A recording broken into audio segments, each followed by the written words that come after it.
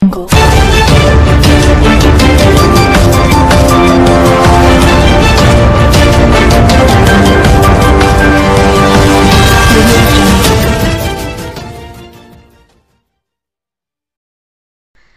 علیکم، عشق 41 نیوز کے ساتھ میں ہوں آپ کی میزبان امنا آواز۔ خبر شامل کرتے ہیں چشتیاں سے۔ ہمارے بیورو چیف پنجاب حسین شاہ قادری کے مطابق چشتیاں نوید انجم آسی ایڈوکیٹ کو تحصیل بار ایسوسی ایشن فتح پور تھکیالہ کا ڈپٹی جنرل سیکریٹری منتخب ہونے پر مبارکباد پیش کرتے ہیں اور امید کرتے ہیں کہ بنیادی انسانی حقوق کی بازیابی اور قانون کی بالادستی کے لیے بھرپور کوششیں جاری رہیں گے۔ اس بات کا اظہار سائیں نثار احمد مغل نے مدینہ منورہ میں گفتگو کرتے ہوئے کیا۔